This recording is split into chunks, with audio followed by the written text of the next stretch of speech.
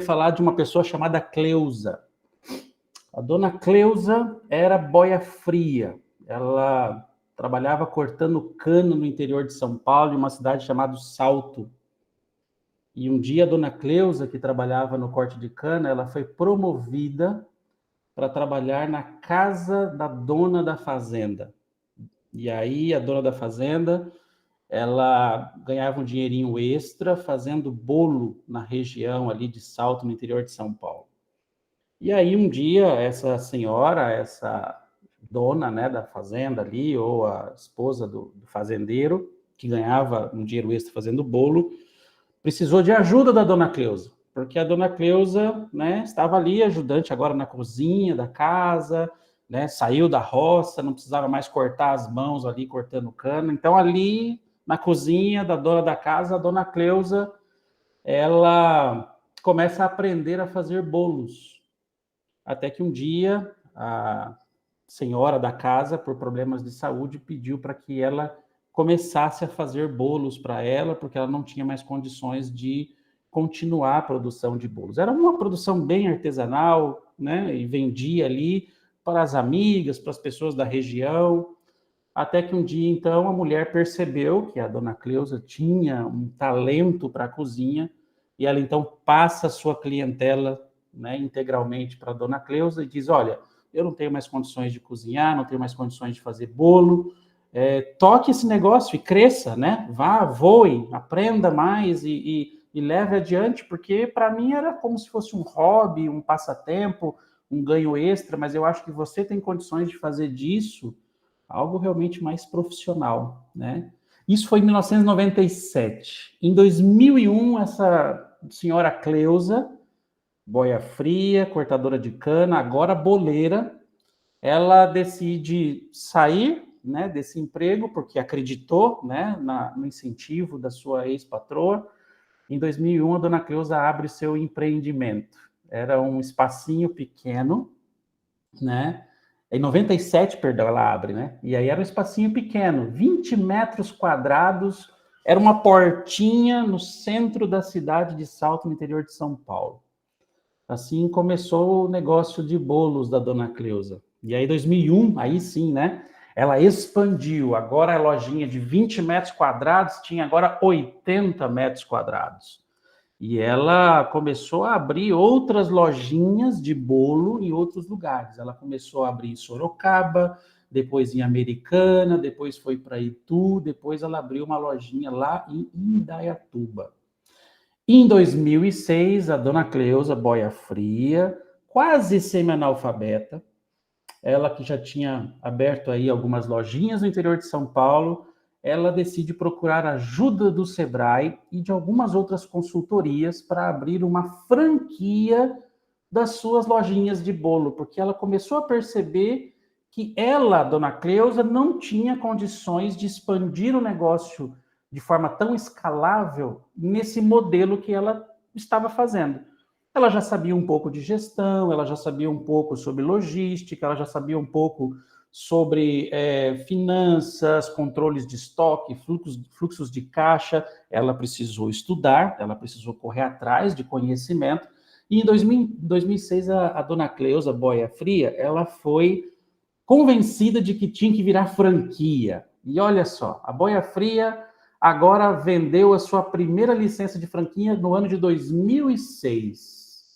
Em 2009, 2 anos depois que ela abriu a franquia, essa senhora, a boia fria, dona Cleusa, já tinha 50 lojas franqueadas no Brasil. Já estava crescendo, já estava começando a ficar ali uma referência nessa área de bolos e doces, né? E 2017, então, ela inicia o seu negócio, né? Agora comandada pelo seu filho também, ela traz a família ali para ajudar, porque ela já não dava mais conta, né? Ela inaugura a sua primeira fábrica de salgados também, porque ela percebeu o seguinte: as pessoas que compram bolo também precisam comprar salgadinhos, né? Se é uma festa, ela começa a entender que o negócio precisa expandir. Em 2017, ela tem a sua fábrica que distribui salgados para os seus franqueados, as suas 50 lojas já espalhadas aí em várias partes do Brasil.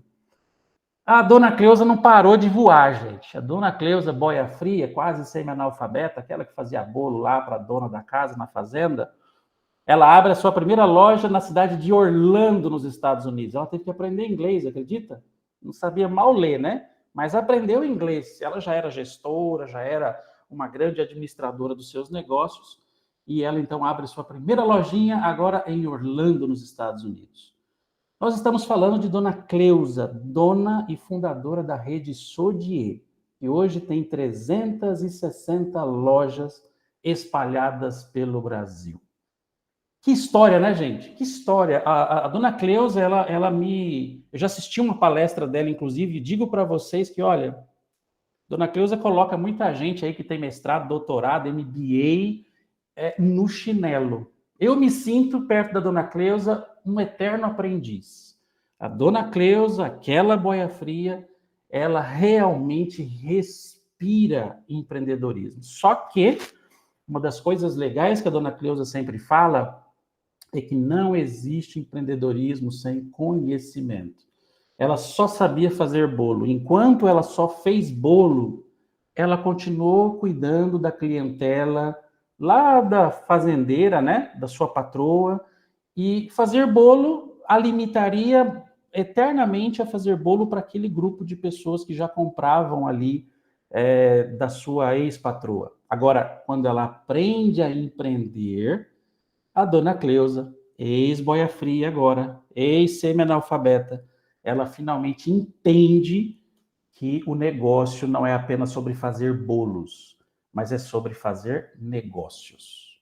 Beleza? Então é com isso que eu quero realmente, Renan, agora, e vou contar contigo, tá? Você vai aí, em todo momento que você sentir à vontade, vai fazendo perguntas, vai interagindo comigo, porque para mim, inclusive, é gostoso, é interessante essa interação, tá bom? Eu já começo aqui fazendo uma pergunta básica para todos vocês e quero ver quem é o corajoso que vai me responder a essa pergunta. Quem planta realmente colhe? Quem planta tem garantia que vai colher? Sim ou não? Sim ou não? Não, acho que não é garantia que vai colher. Mas isso não Boa. quer dizer que eu não possa plantar. Boa. E aí? Gostei, Renan. Na verdade, eu Alguém? quero Para mim, acrescentar, não é nem só possa plantar, mas deva plantar, né? Queira plantar. Porque Boa somente quem também. plantar poderá colher. Boa, mano. Oh, maravilha, maravilha. a questão é. Exatamente. Oi, pode falar, Renan.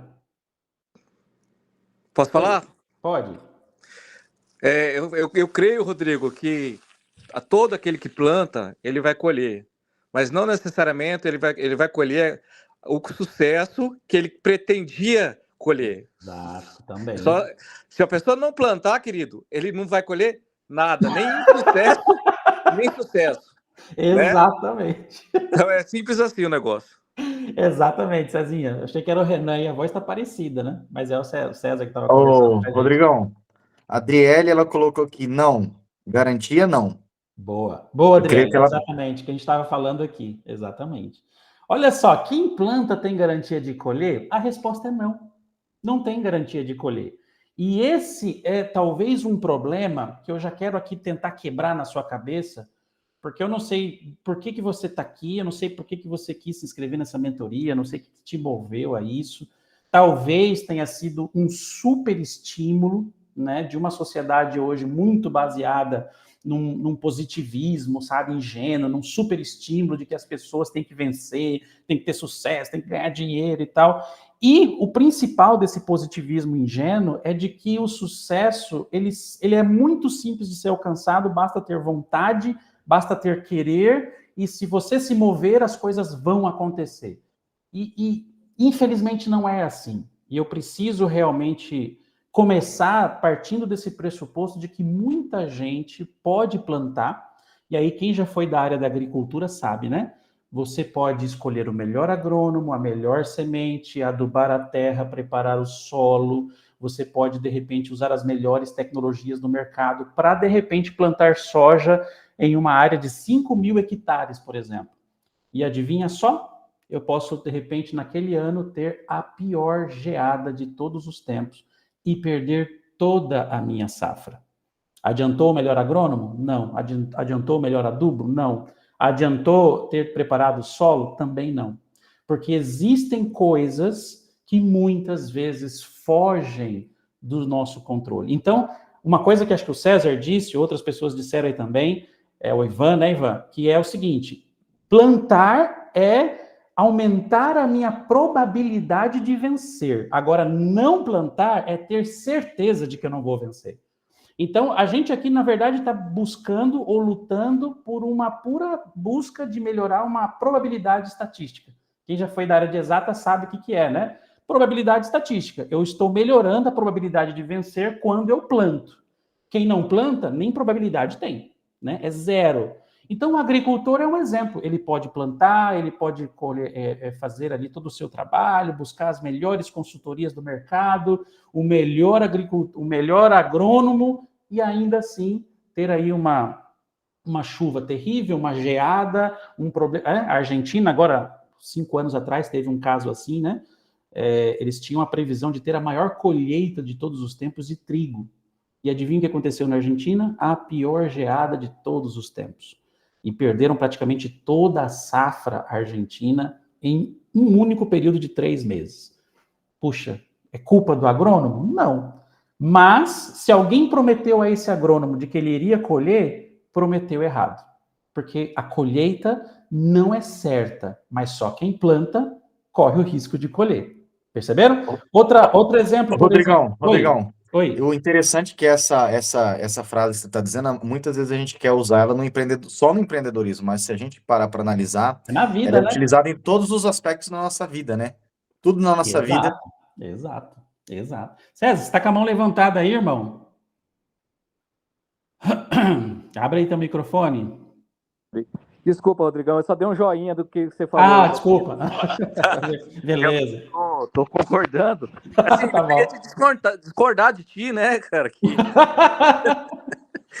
Mas essa questão é relevante mesmo, que a gente muitas vezes a gente planta e faz todos os nossos cronogramas, o nosso planejamento.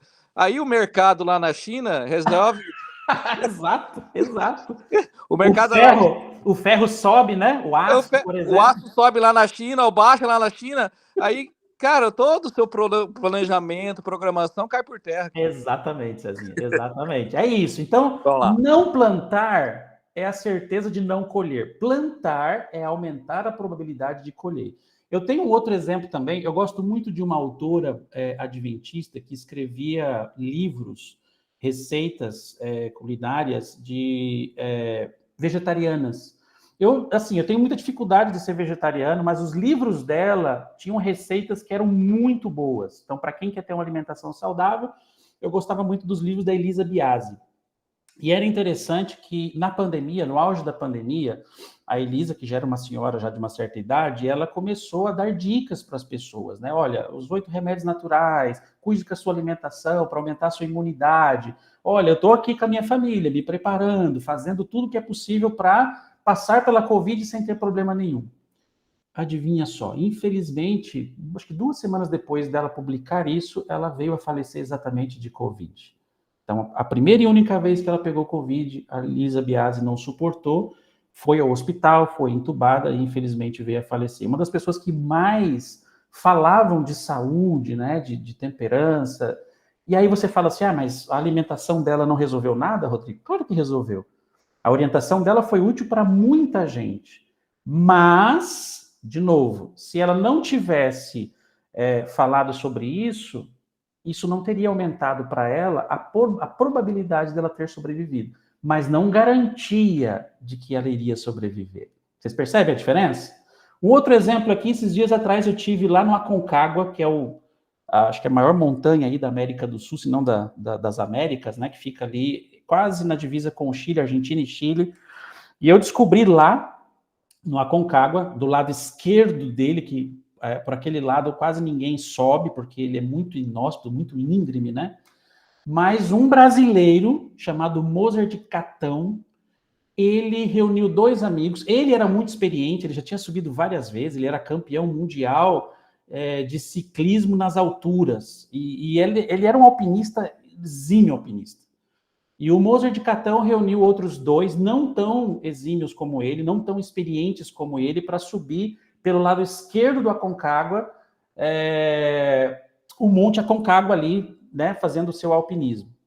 Resumindo a história, os outros 2 não tão experientes sobreviveram, e Moser de Catão está lá até hoje, congelado do lado esquerdo da montanha, de Aconcagua, e permanece lá, pendurado, congelado, naquela montanha tão íngreme.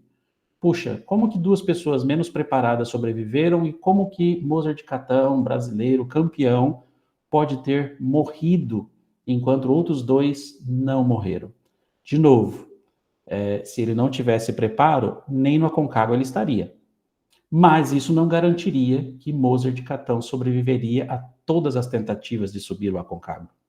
Então, desmistificado isso, eu quero que você tire da sua cabeça a ideia de que o sucesso absoluto está nas tuas mãos conquistar. Ele não está. Tá certo? Então, se estiver preparado, talvez você consiga. Há grandes chances de você conseguir. Se você não está preparado, é certeza que você vai fracassar. Pronto?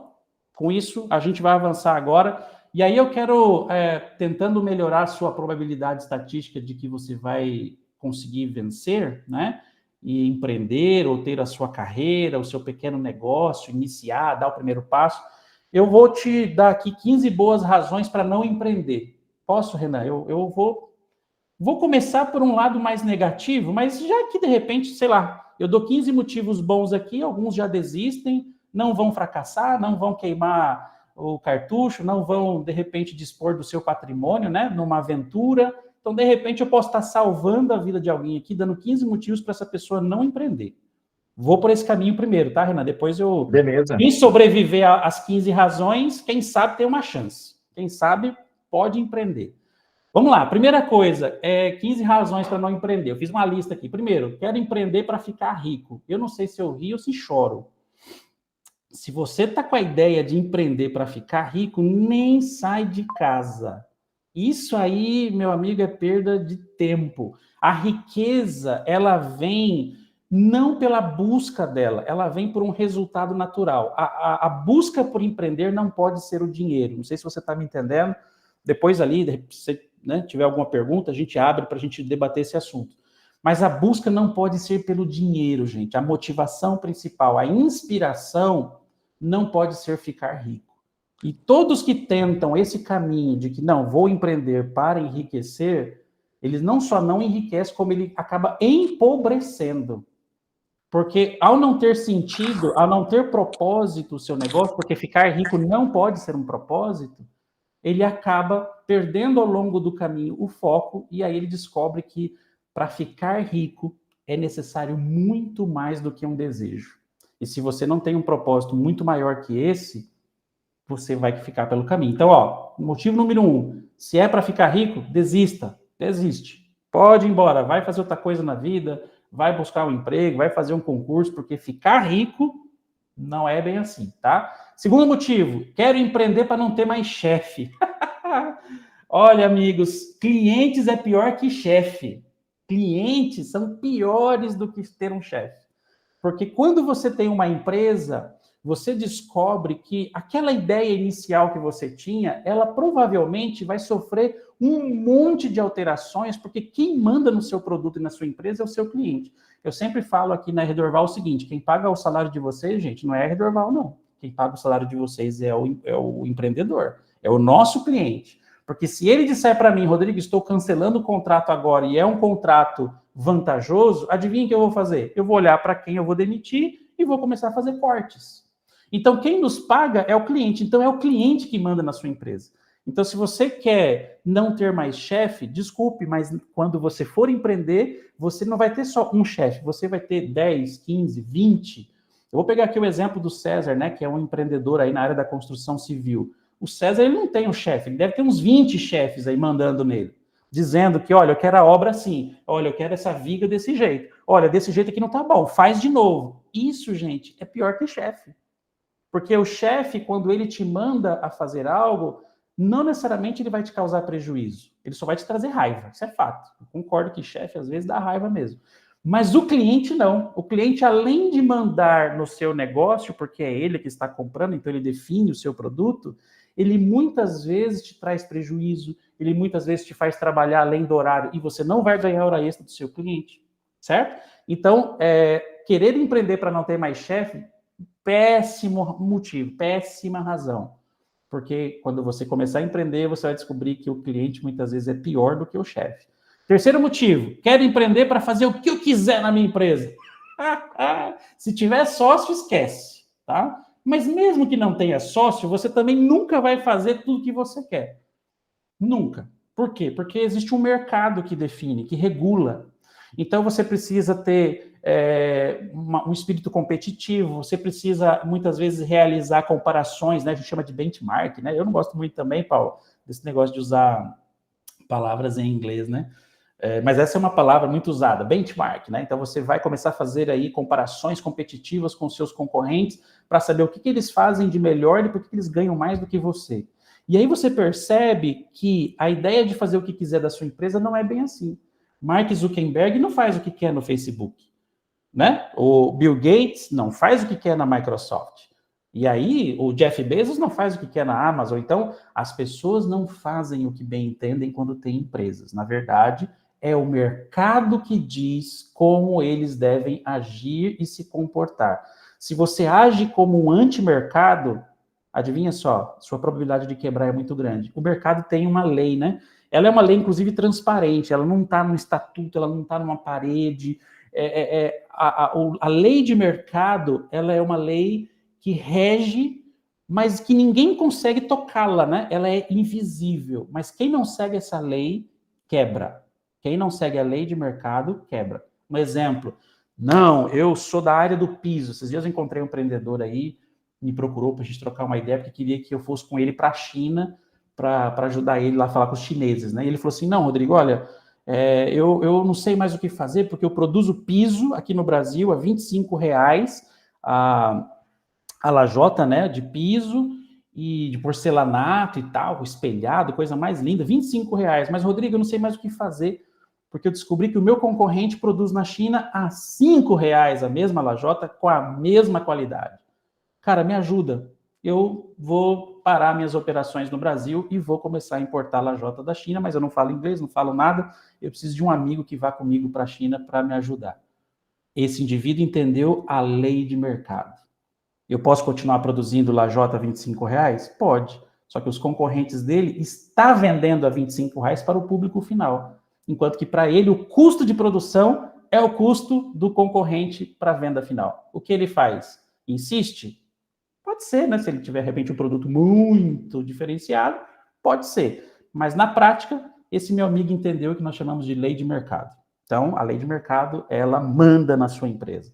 Outro motivo, quero empreender para ter horário flexível e mais tempo livre para dedicar à minha família. Ai, amigos, isso aqui é uma piada, tá? Eu passei 44 dias fora de casa, agora, uma semana atrás. Ter vida para empreendedor, gente, não existe. Vida pessoal, não existe. Você quer ter tempo para sua família? Faz um concurso público. E olha lá, né? Porque o Rubinho, por exemplo, é funcionário público e eu vejo esse cara trabalhando, às vezes, à noite, final de semana, feriado. Então, às vezes, nem funcionário público, né, Rubinho? Vai ter tempo para a família. Então, não existe mais, gente, essa lenda de que quem quer empreender está empreendendo para ter uma agenda produtiva com os filhos e vai dar mais atenção para sua esposa.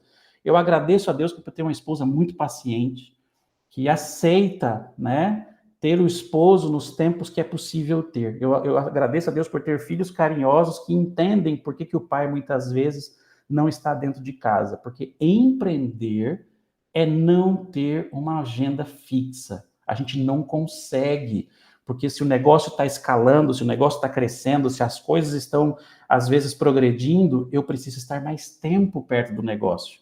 O empreendedor, eu vejo muito, assim, às vezes, algumas fotos e imagens, né? O que é um empreendedor em uma foto? É a empresa toda com as luzes desligadas, mas a janela onde está o escritório do diretor da empresa está lá acesa às 8 horas da noite. Isso é um empreendedor, amigo. Enquanto todo mundo foi para casa assistir o jogo do Brasileirão, está lá o empreendedor na sala dele, com milhares de planilhas tentando fechar as contas do mês. Se você quer ter mais tempo, por isso você quer empreender, pelo amor de Deus, vai fazer outra coisa na vida, não empreenda, porque você não vai ter mais tempo para você. Outra coisa, quero empreender porque eu penso em copiar alguma coisa que está na moda. Rodrigo, tive uma ideia genial, vou abrir uma loja de açaí. Vou abrir um restaurante de sushi. Uau! Que genial, né? Qual a probabilidade disso dar certo? Não sei, vai que você, de repente, está criando um modelo novo de negócio, pode ser. Mas eu tenho que te avisar de que copiar algo que está na moda não dá certo normalmente. Normalmente só dá certo para quem inventou a moda. Os pioneiros sim ganham dinheiro. Aqueles que inventaram sim ganharam dinheiro no início. É a famosa tese da paleta mexicana, vocês lembram? Essa é famosa, né? Muitos caras aí dão palestras sobre as teses da paleta mexicana, né? Quanta gente quebrou abrindo paleterias ao redor do mundo. Vamos lá, continuando aqui. Quero empreender porque... 15 razões para não empreender, desculpa, né? Uma das razões para não empreender, você é um indivíduo teimoso. Rodrigo, eu sou teimoso. Eu tenho dificuldade de enxergar meus erros. Então, pelo amor de Deus, vai procurar um emprego. Porque empreendedor, ele não pode ser teimoso nunca, exceto quando eu troco a palavra teimosia por convicção. Por exemplo, eu creio que esse produto vai dar certo. Isso é convicção. Mas eu sempre digo para as pessoas o seguinte, existe uma diferença entre o convicto e o teimoso, né? O convicto é aquele que tem na sua cabeça algo e, olha só, dá certo. E o teimoso é aquele que tem a mesma ideia e, adivinha só, deu errado.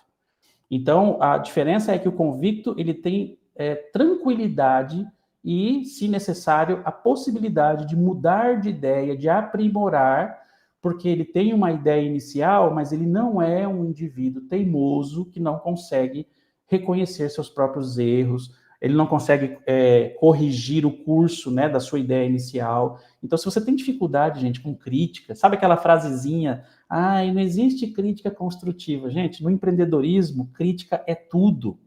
Quando o seu cliente critica seu produto, isso é ouro para o empreendedor. Então, se você não tem condições, se você não é uma pessoa que gosta de ouvir crítica, quer dizer, gostar ninguém gosta, né, Renan? Mas se você não é alguém que sabe lidar com críticas, vai fazer outra coisa. Porque crítica no empreendedorismo é ouro. É assim que o empreendedor melhora o seu produto, através das críticas. É raro um cliente chegar para você e falar assim, olha, a sua pizza estava maravilhosa, a textura do queijo estava espetacular. Pode ser que você nem melhore o produto baseado num comentário desse. Agora, quando ele chega para você e diz assim, nossa, que pizza horrível, a massa estava grossa, o queijo estava sem sal e com gosto de azedo. E olha, esse tomate aqui, ele criou água em cima da minha pizza, tá horrível essa pizza, eu quero meu dinheiro de volta. Este comentário vai te trazer muito mais crescimento do que aquele que te elogiou. É isso. Então, o empreendedor que não sabe lidar com críticas não pode ser empreendedor. Vamos continuar. Tá meio porrado o negócio, mas é para ver se você aguenta. Ou agora a galera desestimula de uma vez, ou agora a galera aceita o desafio, né? Eu quero ver gente saindo do grupo, Renan. Vamos ver se vai sair alguém do grupo. Vamos lá, já saiu 2. Tinha 18, já tem 16. Vamos lá. Aí é o seguinte, ó, oitavo, se você não conhece o mercado. A dona Cleusa, quando começou a empreender, ela não conhecia o mercado de bolos. Mas a dona Cleusa foi lá no Sebrae pedir ajuda. Olha só, a dona Cleusa, ela era boia fria, semi-analfabeta, mas boba ela não era, não. A dona Cleusa entendeu o seguinte, eu só sei fazer bolo. Eu não entendo de logística, eu não entendo de finanças, eu não entendo de franquia, eu não entendo de escalabilidade, eu não sei o que fazer uma análise SWOT, eu não sei nada desse negócio de mercado. Mas a dona Cleusa sabia só uma coisa, ter humildade para buscar ajuda. Porque quem não conhece o mercado não pode se aventurar a entrar nele. Você não conhece o mercado que você quer atuar? Você tem pouquíssima informação e já está começando a querer empreender? Pelo amor de Deus, não faça isso. Entenda o mercado primeiro, visite concorrentes, faça cursos, entenda como o dinheiro funciona, entenda como ele está girando, entenda as demandas, entenda se existe realmente essa demanda pelo seu produto ou serviço, e aí a gente começa a ter algum tipo de chance. A Adriele me perguntou aqui, Rodrigo, por que você começou a empreender? Por acidente, Adriele. Por acidente. Como a maioria de vocês, eu comecei a empreender porque perdi o emprego. E hoje eu olho e vejo que esse motivo foi ruim. Eu fiquei 5 anos patinando na minha empresa, trabalhando num quarto da minha casa, porque eu comecei a empreender pelo motivo errado. Olha que loucura. Se eu tivesse a cabeça de hoje, puxa, eu poderia estar muito mais longe agora. Eu perdi 5 anos porque comecei a empreender pelo motivo errado. Qual era o motivo? Porque eu fiquei desempregado. Olha que motivo ruim. E aí eu virei a chave, continuando a sua segunda pergunta, quando eu entendi que a minha empresa precisava ter um propósito, que é o que eu vou falar daqui a pouquinho. Então segura essa pergunta aí que a gente vai entrar nesse assunto do porquê empreender, né? E quando que a gente vira a chave. Mas eu estou continuando aqui nas 15 razões para não empreender, porque eu ainda estou na minha motivação de fazer você desistir. Vamos lá. Outro motivo, se tudo depende apenas de você. Gente, se o seu negócio depende só de você, você vai quebrar. Tá? Se eu estou falando aqui já para alguém que é empreendedor e toda a sua empresa gira em torno de você e você jamais pode cair doente, porque senão sua empresa quebra, epa, vamos colocar já esse negócio aí sob tratamento, vamos procurar um psiquiatra, porque a gente precisa de ajuda. Sabe uma das coisas que a dona Cleusa entendeu, e isso eu assisti na palestra dela? Ela entendeu muito cedo de que se a receita do bolo, ou se fazer o bolo, dependesse dela ir para a cozinha fazer, ela nunca ia crescer e a Sodier nunca ia existir. Então, a nossa amiga aqui, a dona Cleusa, entendeu que ela ou o negócio dela precisava existir, ou o bolo precisava ser produzido mesmo quando ela não estivesse na cozinha. Isso ela aprendeu já na primeira lojinha que ela lançou, em 1997, 20 metros quadrados. Entendeu? Então, o negócio não pode depender de você. Se todo negócio que você está pensando depende só de você, você é o popstar, você é a pessoa-chave, a sua empresa para quando você está ausente, você não consegue nem tirar férias, porque senão sua empresa quebra, já comece a rever o seu negócio. E você que ainda vai começar o negócio, se o seu negócio já começa 100% dependendo só de você, ele não tem escalabilidade, ele não tem para onde crescer, você nunca vai ter filiais, você nunca vai poder pensar, de repente, até em tornar isso uma franquia no futuro. Por quê? Porque como é que vai franquear um produto baseado em uma pessoa? Uau! Isso não existe, tá? Então, o seu negócio, ele precisa ser escalável, escalável. Vamos lá. Vamos lá, continuando aqui. Obrigado, Cezinha, que você está aí me ajudando, né? É isso mesmo, Cezinha. Eu sou o primeiro a chegar e o último a sair da empresa. Somos dois, tá? Somos dois. Eu chego na minha empresa às 7 horas da manhã, saio 8 horas da noite. Vamos lá, continuando aqui, ó. 10. Eu, Rodrigo, tenho dificuldades para gerenciar crises. Eu fico nervoso ou nervosa. Ai, se tiver uma discussão, olha, se tiver um problema, um atrito, Rodrigo, olha, eu me perco todo. Eu fico assim, ó, descalibrado. Então, vai fazer outra coisa na vida. Porque gente que não sabe gerenciar crises não pode empreender, gente. Não pode. Não dá. Não vai dar certo, porque empreender é crise o tempo todo. É crise com o seu contador, é crise com o advogado, é crise com o pessoal da medicina do trabalho, é crise com funcionários. Porque é crise, gente. É conflitos de interesses. É crise com o seu cliente. O cliente quer cancelar o negócio, ele quer que você devolva o dinheiro. Mas como que você vai devolver o dinheiro se eu já gastei o dinheiro dele para produzir o produto que ele pediu? Então, gente, quem não sabe lidar com crises, vai fazer outra coisa na vida. Não empreenda, tá bom? Não precisa sair do grupo agora. Fica aí, vai ficando aí, porque tem mais coisa ainda para fazer, né? Para falar. Mas vamos lá. Rodrigo, uma outra razão aqui para não empreender. Precisa estar sempre de bem com todo mundo. Tem aquele indivíduo, ou aquela menina, ou aquele rapaz, que se não tiver de bem com todo mundo, ele fica inquieto, ele perde o sono. Gente, você vai ter muitos inimigos quando começar a empreender. A começar do seu concorrente, tá? Ele vai te odiar, ele vai te perseguir, ele vai te boicotar, ele vai falar mal de você no mercado, no comércio. Então, assim, se você tem uma autoestima muito sensível e não consegue lidar com inimigos, com gente que não gosta de você, que gente que fala mal de você, você não vai conseguir empreender, gente, porque empreendimento é concorrência. Empreendimento, muitas vezes, é briga, é guerra, é narrativas. Dependendo do mercado, então, você vai ter um monte de concorrentes falando que o seu produto é ruim, que o seu serviço é péssimo. Você já ouviu falar que o serviço do César é ruim? Ah, o Paulo, o Ivan faz um negócio muito mal feito, o meu é bem melhor que o dele. E aí, se o Ivan é um indivíduo afetado na sua autoestima, adivinha só, ele não vai ter mais sono, ele vai precisar de um psicólogo, tomar muitos medicamentos, porque a autoestima dele nunca vai conseguir estar em dia, afinal de contas, ele é criticado por todo mundo, ele tem inimigos agora, ele decidiu empreender, né? Outra coisa, motivo para não empreender também, é um procrastinador. Se eu estou falando para um procrastinador, como diz o Capitão Nascimento, Renan, pede para sair. Você não tem chances. Você não vai vencer. Aquela estatística e probabilidade que eu falei no início, você está nela. Você é um dos que vai quebrar. Procrastinadores não avançam. Procrastinadores, acho que nem como empregado serve. Nem como empregado serve. Talvez para fazer algo no modelo fordista, né? Sabe aquela coisa que faz uma pessoa que só faz aquilo o resto da vida? Talvez, né? Porque ali não tem como procrastinar, né? Mas se ele tiver que inovar, inventar, fazer algo diferente de uma coisa repetitiva, esse procrastinador também não vai para frente. Desiste. Outro motivo, 13 já, dos 15, né? Não tem hábito de criar planos e traçar estratégias. A nossa amiga Cleusa, ex-boia fria, ex-semi-analfabeta, ela aprendeu muito cedo que precisava fazer planos e metas. Olha só, senão ela não crescia. Quando ela abriu a primeira lojinha, foi baseada em um plano de metas.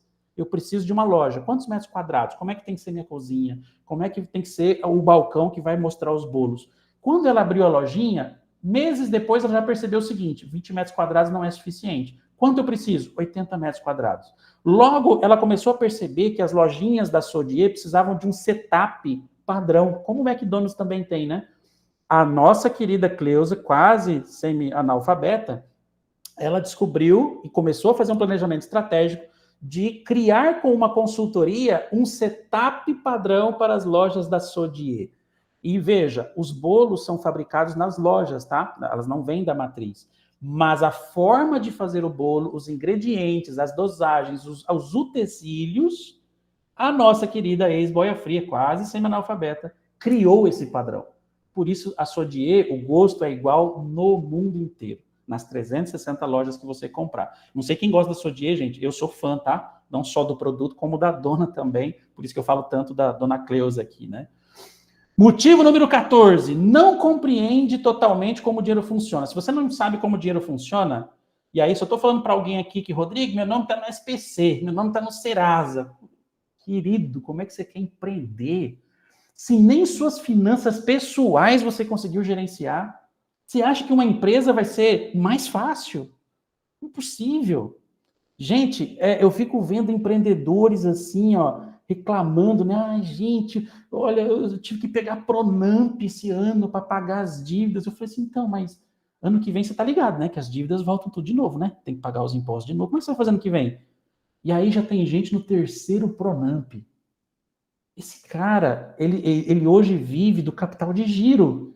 Porque se algum mês o empreendimento dele parar, se a gente tiver uma pandemia de novo, esse cara vai se jogar da ponte. Por quê? Porque ele vai descobrir que sem o capital de giro ele quebrou. Então tem muito empresário hoje vivendo basicamente do giro, porque esse indivíduo está completamente afundado em dívidas. Por quê? Porque ele não sabe como o dinheiro funciona. E aí eu vou dizer uma coisa para vocês, a Igreja Adventista do Sétimo Dia, da qual eu me orgulho muito, tem conteúdos maravilhosos sobre esse assunto.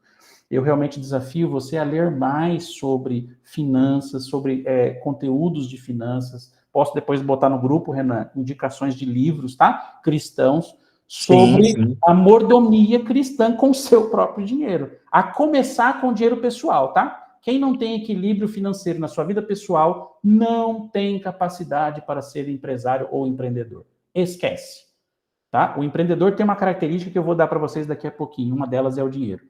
15º, último. Poxa, ninguém mais saiu. Tem 16 no grupo ainda. Poxa, eu não alcancei meu êxito ainda. Tá todo mundo insistindo em querer ser empreendedor. Então, 15º é o seguinte: achar que saber vender qualquer coisa é suficiente para empreender. Ai, ai. Olha, eu desafio vocês um dia aí a ler um pouquinho sobre a história de algumas big techs e como elas começaram. Deixa eu contar uma historinha para vocês. Mark Zuckerberg não sabia vender. O Facebook é um acidente de percurso. O Mark Zuckerberg fala nos vídeos e nos testemunhos dele de que tudo que ele queria era um servidor melhor para os amigos dele poderem trocar fotos numa rede chamada Facebook. Quem viu, né, o potencial do Facebook não foi o Zuckerberg. Zuckerberg era um péssimo vendedor. Ele mal sabia falar, ele era um nerd. Quando você conversa com um nerd, você percebe que ele não consegue expressar as ideias dele. O que o Zuckerberg fez? Ele mostrou uma tela e disse assim, olha, eu queria um servidor melhor para os meus amigos poderem trocar arquivos multimídia. O empreendedor ou o investidor olhou e falou assim, não, esse cara não tem ideia do que ele está querendo criar. Eu sei, ele não sabe. Bill Gates, se não é o Steve Ballmer na vida de Bill Gates, a Microsoft jamais teria existido. Então, saber vender, gente, não é receita de sucesso para empreendedor. Claro, saber vender aumenta sua probabilidade de vencer, mas não é o ponto que define o teu sucesso. A dona Cleusa não era uma boa vendedora. Lembra? Ela era cortadora de cana, semi-analfabeta, tinha dificuldades para conversar com as pessoas. Mas a dona Cleusa buscou ajuda e ela entendeu muito cedo de que vários aspectos são importantes para empreender. Vendas é só um dos aspectos. E nem é o mais importante, gente. Então, se eu estou falando para alguém aqui que não é tão bom vendedor assim, não desanime. Tá? É bom saber vender. E eu acho que vai ter, né, Renan, na próxima reunião sobre técnica de vendas, não é isso? Me ajuda. Isso, vendas e contabilidade. Pronto. São dois assuntos essenciais, mas nem de longe é o suficiente, tá? Tem mais ingredientes aí necessários. Hein, Rodrigão? Gente, das 15 aí, alguém já desistiu? Posso já bater a meta de hoje? De alguém ter desistido? Rodrigão. Oi. Baseado em tudo isso que você disse, né? Eu até fiz algumas anotações aqui e me corrija se eu estiver errado, né? Que independente das nossas habilidades, né? A gente a cada dia precisa se aprimorar. Tem até uma frase que eu gosto bastante, que diz assim, a estrada para o sucesso e a estrada para o fracasso, elas andam juntas, são as mesmas. Exato. Cabe a mim, Renan, e passar por um constante aprendizado. Exato. E sempre buscar novas informações e sempre estudar mais. Aquilo que você falou, Exato. conhecimento. Parar jamais, né? A gente nunca sabe tudo, né, Renan? A gente tem que parar de ter essa percepção de que chegamos a um patamar, né? Que patamar, querido? Se o Jeff Bezos, que está num patamar melhor que o nosso, diz que ele ainda não sabe tudo, quem sou eu para achar que sei alguma coisa? Entende? Rodrigo. O conhecimento é tudo. Fala, Paulo. Posso contribuir um pouquinho? Manda aí. Cara, achei muito legal o que você está falando aí. E veja só, dos 15 motivos, eu acho que quase todos se encaixam também na gestão de carreira. Verdade. Independente do empreendedor. Do conceito clássico de empreender no sentido individual, do CNPJ, do MEI, enfim.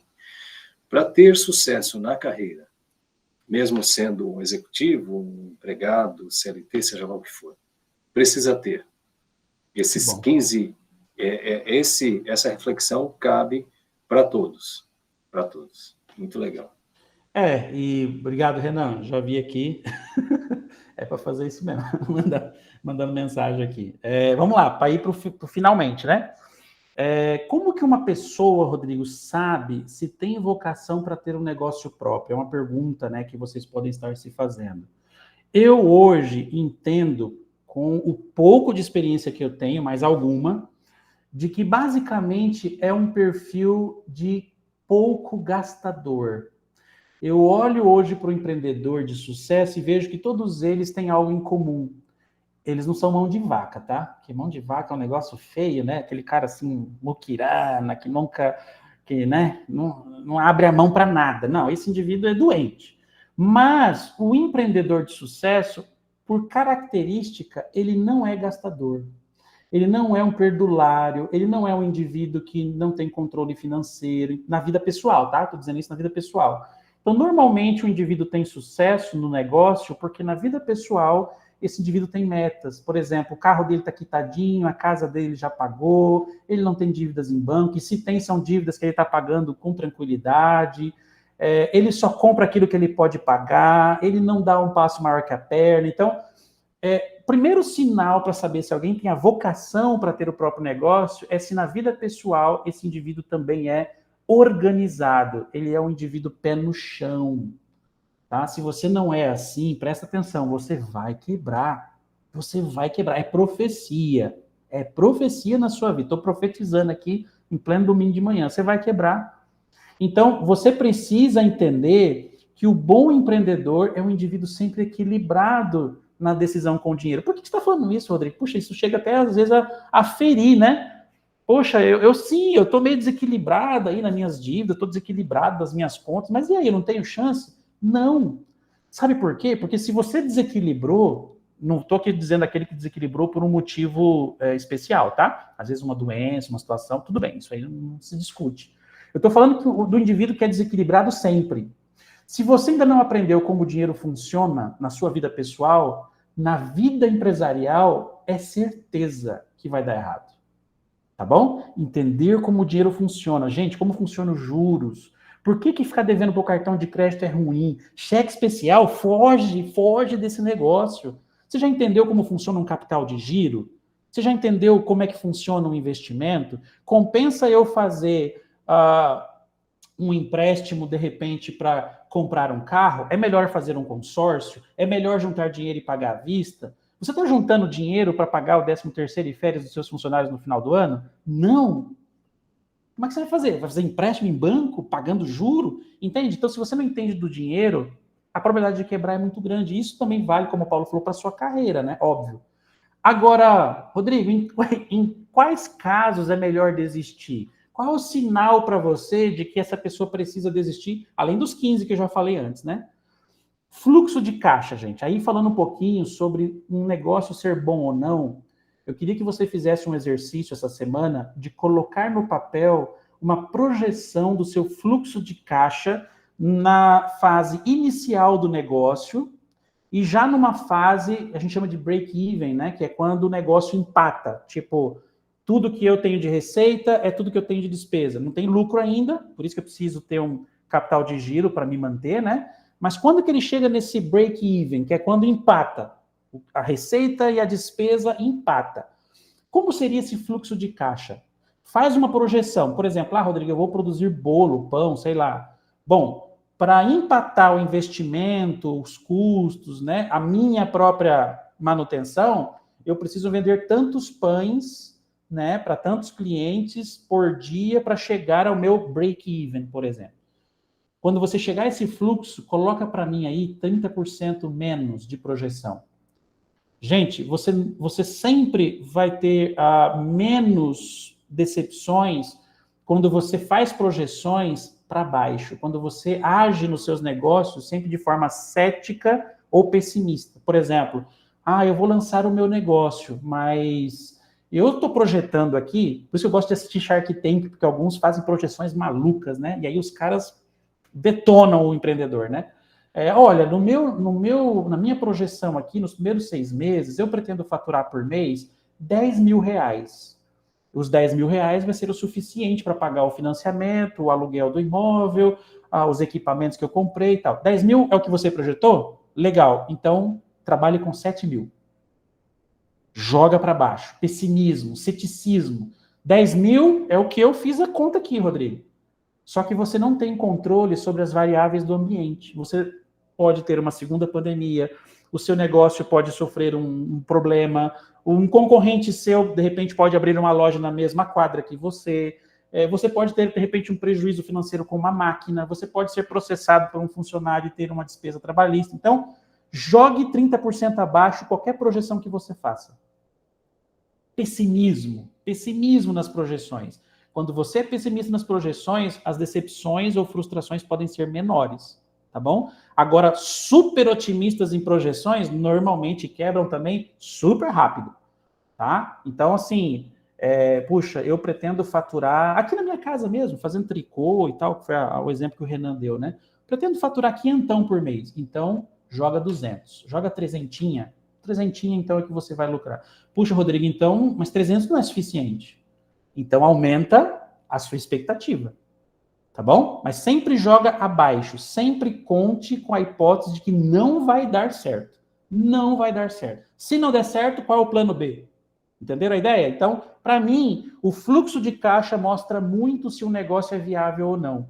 Se ele já é saudável em um curto espaço de tempo, por exemplo, eu gosto dessa ideia do break-even, porque é quando o negócio empata, e ele vai te mostrar, por exemplo, puxa, Rodrigo, para eu pedir demissão do meu trabalho e abrir meu próprio negócio, eu preciso ter de capital de giro 4 meses para pagar todas as minhas contas, comprar comida, pagar a escola dos meus filhos, sem depender do negócio. Sem depender do negócio. Isso é capital de giro, tá, gente? 4, 5 meses. O Sebrae vai te falar 6, tá? O Sebrae vai te falar que tem que ter 6 meses de dinheiro para você se manter sem depender do negócio.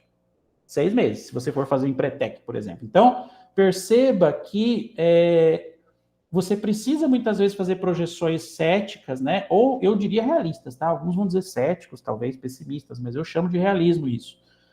Você tem que fazer projeções imaginando que as coisas não darão certo. Se não der certo, qual é o meu plano B? Por quanto tempo eu vou suportar um negócio que não está progredindo? E detalhe, criem um checkpoint, um momento, um marco na sua agenda de quando é hora de desistir. Existe um momento que, se você não desiste dali em diante, você pode até mesmo perder o que você construiu ao longo de uma vida inteira. Existem empreendedores que empreendem, que vão atrás de um sonho e que aí começam a se desfazer do seu patrimônio em busca desse sonho. E não marcam esse checkpoint, tipo assim, olha, até aqui eu tentei, não deu certo, o meu negócio não progrediu, eu não conhecia bem o mercado, daqui em diante eu vou parar, eu vou desistir e vou eliminar a possibilidade de ficar completamente pobre e perder até mesmo o que eu conquistei durante toda uma vida de trabalho. Criem esse checkpoint, isso é muito importante, tá bom? Para vocês não quebrarem e perderem até o que vocês suaram tanto para conquistar. Renan, tô indo pro final, tá? Aumenta as nossas chances, né, Rodrigo? O que a gente pode, agora que ninguém desistiu ainda, o que a gente pode, então, fazer para aumentar as nossas chances de empreender e ter sucesso? Contas em dia e dinheiro guardado. Você tem? Suas contas estão em dia e você tem um dinheirinho guardado? Tá bom, tá legal. Aumentou suas chances, tá? Probabilidade estatística. Aumentou uns porcentos, umas porcentagenzinhas ali. Tem nome limpo para obtenção de crédito? Boa, ótimo. Se tem nome limpo, não está devendo para banco, não tem nome sujo no Serasa, não está na lista negra do Banco Central, pronto. Acho que o seu score lá no Serasa pode te ajudar a conseguir ótimas linhas de financiamento e, quem sabe, até linhas subsidiadas. Quem tem nome sujo, gente, é difícil. Aí você vai entrar em juros, assim, que é quase um estupro, né? Terríveis. Por quê? Porque você não tem nome limpo. Então já é complicado para quem não consegue ter o nome limpo. Mas quem tem nome limpo, aumenta a chance. Outra coisa que aumenta a chance, você está criando algo que é uma invenção, algo pioneiro no mercado? Uau, Rodrigo, olha, eu fiz uma pesquisa e ninguém em Campo Grande faz isso. Boa, aumenta as chances. Pioneirismo, invenção, isso é legal, tá? Diferente de inovação, que é o outro motivo, né? Inovação é algo que existe, mas que eu vou lá e melhoro, dou um novo significado a um produto que já existia. Por exemplo, olha, Rodrigo, eu conheço várias docerias aí na cidade, mas eu criei uma aqui específica que vende um tipo de doce que ninguém vende, né? Por exemplo, eu sei de algumas lojas aí que vendem roupas, sei lá, para um mercado específico, mas agora, veja, eu estou trazendo para Campo Grande um conceito novo de venda de roupas baseado, por exemplo, sei lá, em tecidos tecnológicos, né? A Insider, por exemplo, né? Mas agora voltado para roupas finas, não apenas para camisetas, como é o caso da Insider, por exemplo. Percebe? Isso é inovação. Baseado em algo que já existe, eu agora crio um novo negócio. Pode ser que dê certo isso aí, tá? Você tem uma trilha bem estabelecida e tem suporte. Por exemplo, quem vai para a área de franquias já tem um pouco mais de chance, porque o dono da franquia já trilhou esse caminho, né? Então, normalmente, ele vai ter uma consultoria, ele vai ter ali um caminho a ser trilhado, ele vai te dar realmente boas sugestões. Mas não é também toda franquia, tá, gente, que vai dar certo, não. Sempre quem vende a franquia diz que vai ser tudo bem, tá? Então, não vai na conversa do franqueador imaginando que tudo vai dar certo sempre. Tenha também a sua perspectiva pessoal, né? Essa franquia para o mercado é interessante? Aonde eu vivo, ela vai dar certo? Às vezes não, tá? Outra coisa que pode aumentar a sua chance, escassez do que você está oferecendo no mercado local.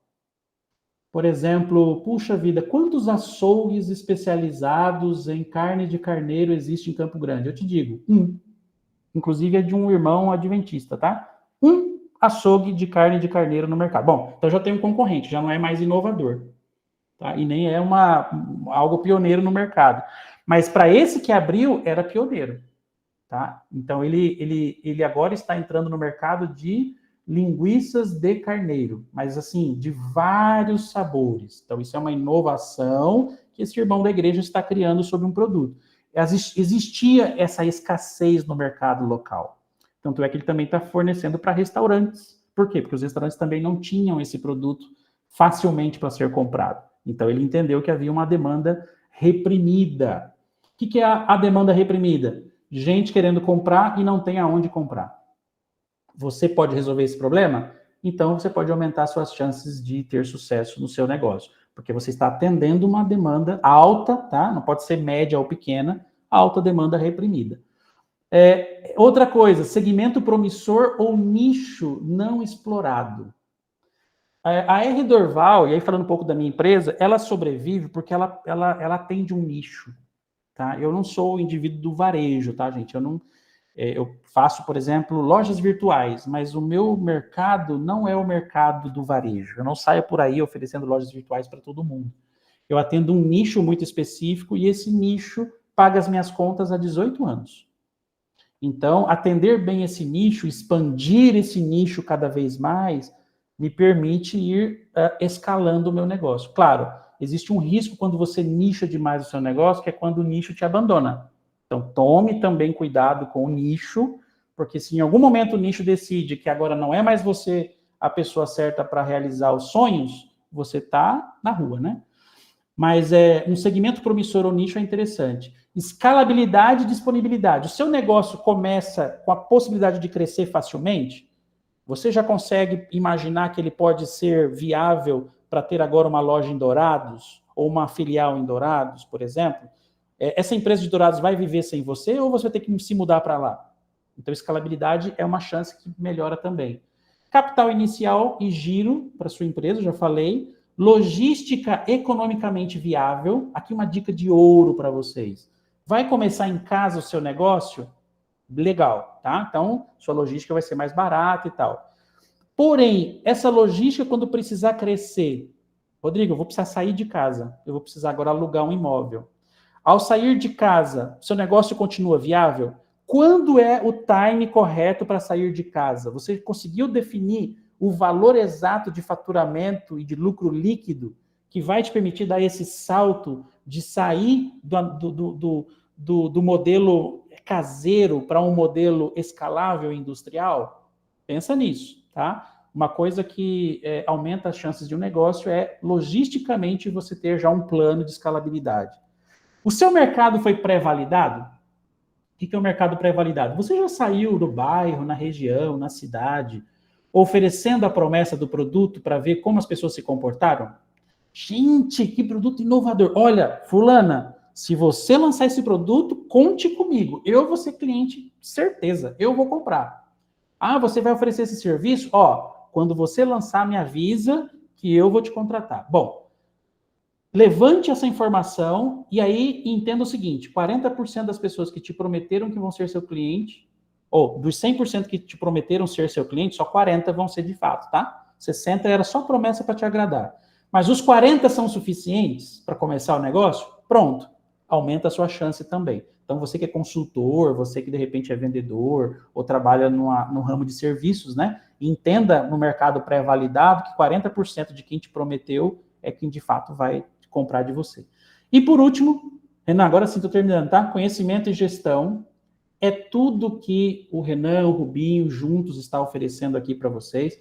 Só que deixa eu dizer uma coisa para vocês, o Juntos nunca teve a pretensão de resolver de forma definitiva seus problemas.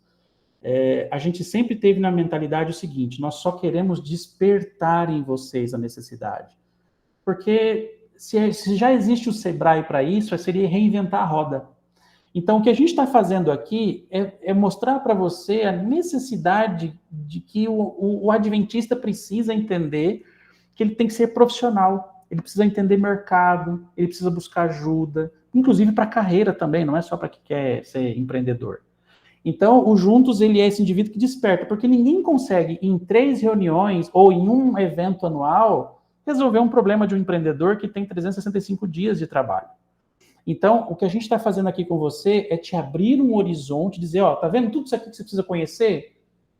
Vai atrás. A gente pode até orientar você aonde você pode obter essas informações. Eu digo para vocês que, basicamente, em 2 lugares, Senac e Sebrae. Tá? E tem dinheiro sobrando, gente. Ano passado, esqueci o nome dele agora, que é o diretor do Senac aqui de Campo Grande, ele me falou, acho que é Vitor.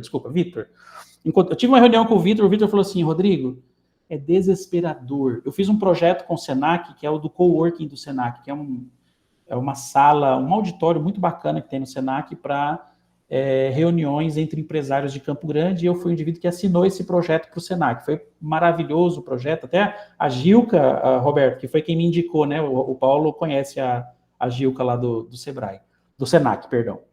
E aí, assim, o Vitor estava me dizendo, Rodrigo, eu estou tendo que devolver dinheiro para Brasília, porque não aparece empreendedor aqui querendo usar os recursos do Senac, você acredita? Eu falei, eu acredito, porque as pessoas querem tudo muito mastigadinho.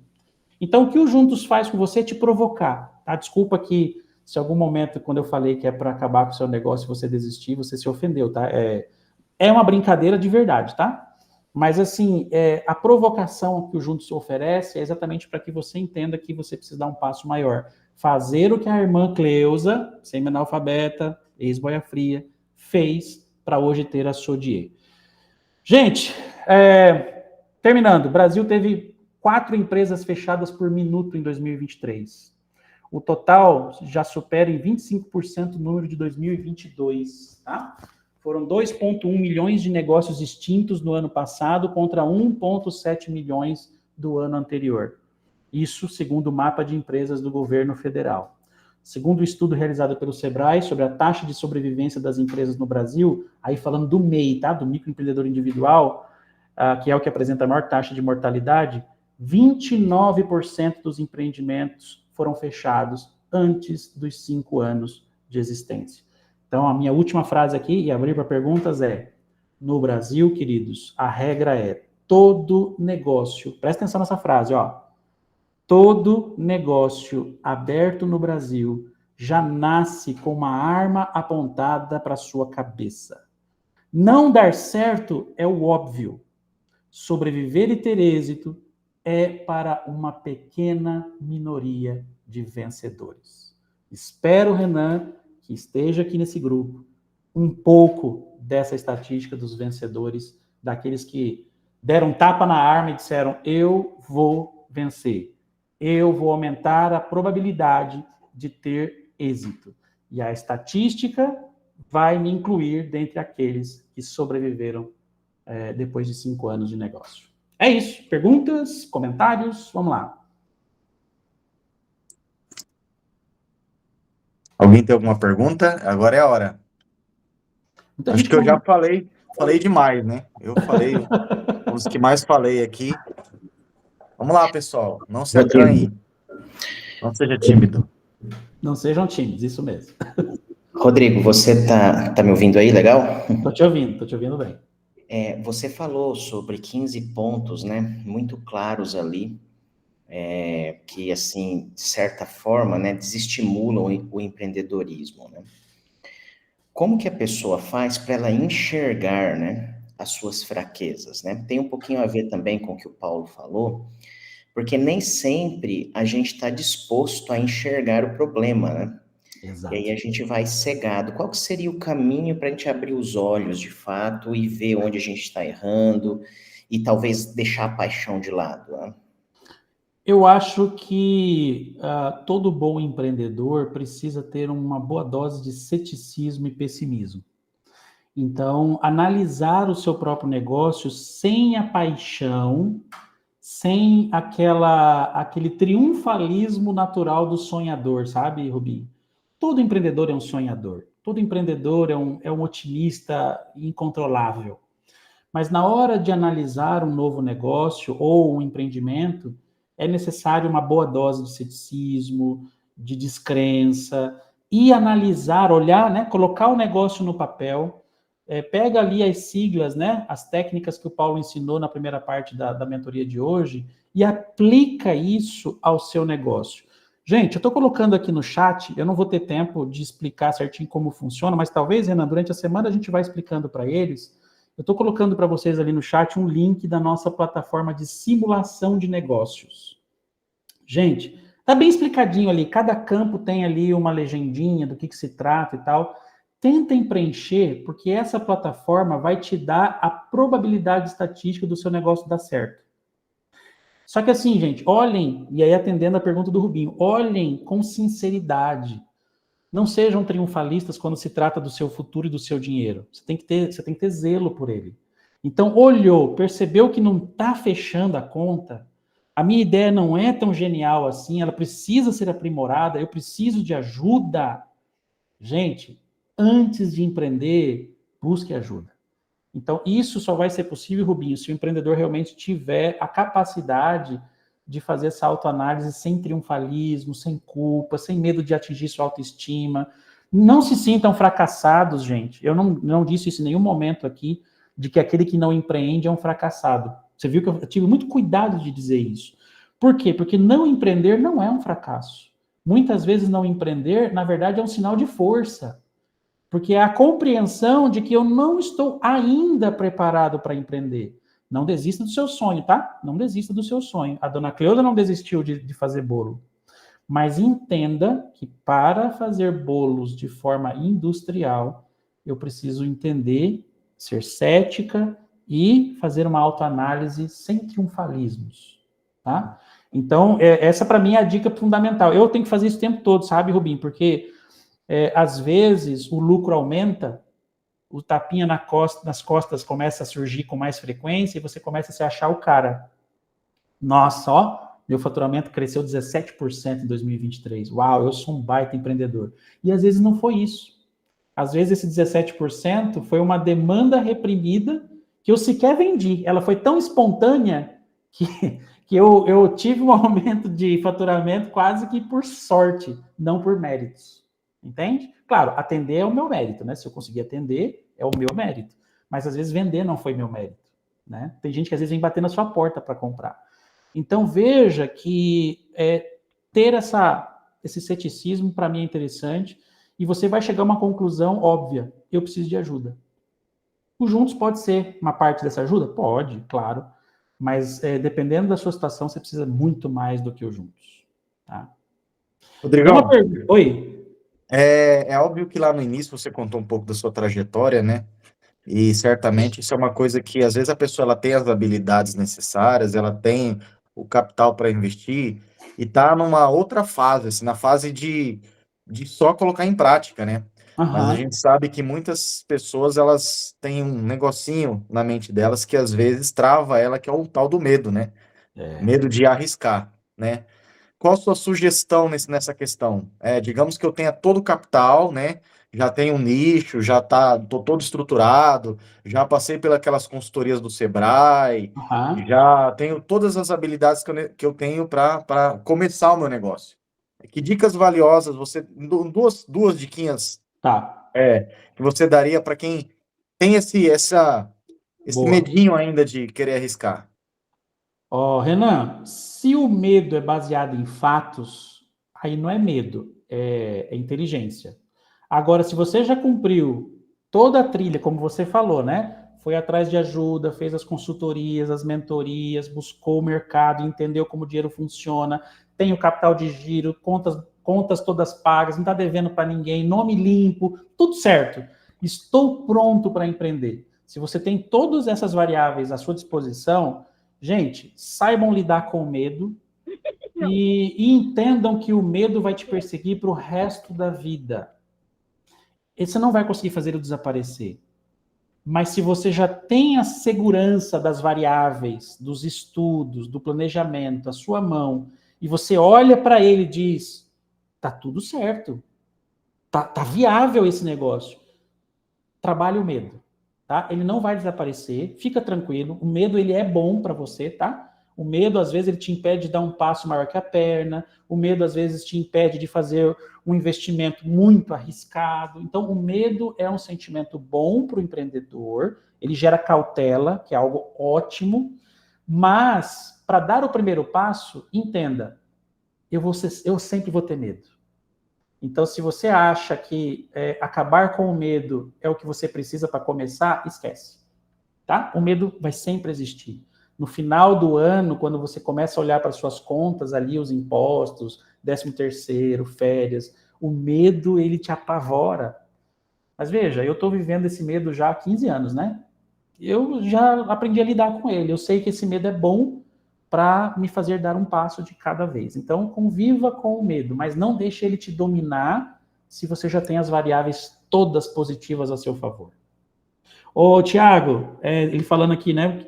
Essa plataforma vai dar positivo pro meu negócio um dia, tá? Vai, Thiago. Alguma variável aí, Thiago, você tá botando na plataforma e você precisa tomar cuidado, viu, Thiago? A plataforma é boa para isso. Essa que eu coloquei o link, ela é boa para apontar para você aonde que está faltando, de repente, alguma economia ou um maior investimento. Por exemplo, puxa, o meu RH está tomando boa parte do meu lucro. Às vezes, terceirizar pode ser uma solução, terceirizar parte do serviço, entendeu? Então, a plataforma é boa, gente. Entra lá, tá? Façam as simulações de vocês. E é isso.